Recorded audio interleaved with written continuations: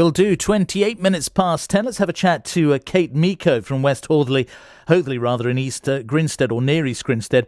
Her mum is in a care home. She was listening to what we were saying to Tony Stein there, although the care home isn't actually in our area. Good to have you with us, Kate. And so do you echo a lot of what Tony said there vis-a-vis people visiting? What was your experience during the lockdown?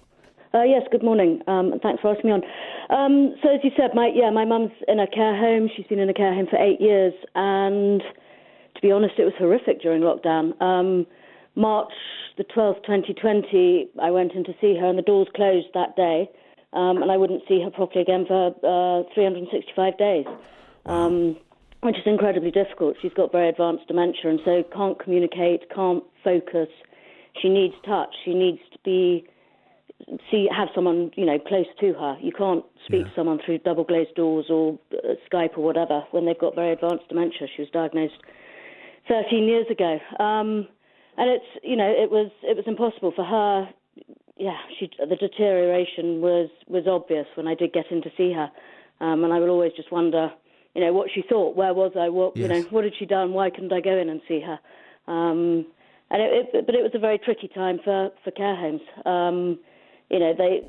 Was anyone involved in social care on the advisory boards? The PPE, the testing, it was all channeled into the NHS to start with. Care homes were sort of an afterthought, maybe. Yes. And obviously, I don't want you to comment specifically on the name of the home or anything, but they're following good advice, so they're towing that line there. I mean, it would have been difficult for care homes to not go with what the advice they were being given was, wouldn't it? Yes, but the guidance came out very late on the Friday. We had I'm part of a campaign part of a campaign group called Rights Residents, and we had a very good care home managers group, and they very much, the guidance would come out at 8:00 on a Friday night, to be implemented on Monday morning. It was complicated. It was sometimes contradictory. My mother's care group would very much say that it wasn't robust enough, and they would be adding their own measures to it, but it wouldn't do risk assessments, couldn't find out the guidance for a substantial screen. They'd add their own additions. So it was guidance, it wasn't law. No. And at the end of the day, if there had been a legal right for a care supporter, a legal right for an essential caregiver, things could have been very different. If every person could have had that right to see someone, if my mum had that legal right to have someone go in and see her, yes, maybe things could have been very different. Yes, no, of course.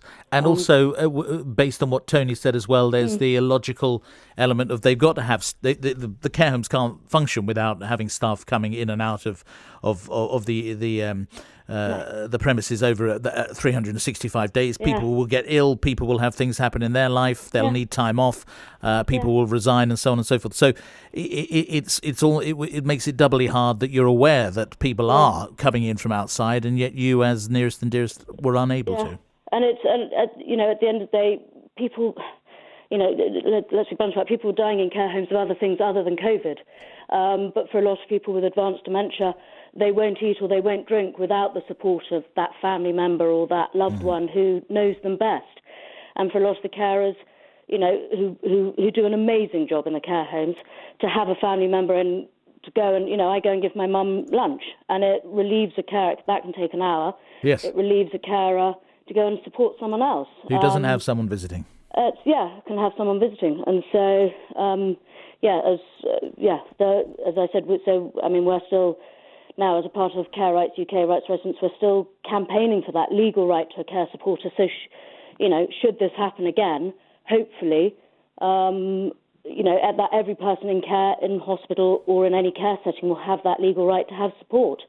And I think that's probably the lesson, or one of the lessons that needs to be learnt from this. All right, Kate. I wish you well. Thank you for sparing the time to chat to me. Thank you very much. Thank you very much. Okay. Bye-bye. That's Kate Meacock there from West Hoathly near East Grinstead. Your views welcome. 08000 321 333. Start your WhatsApp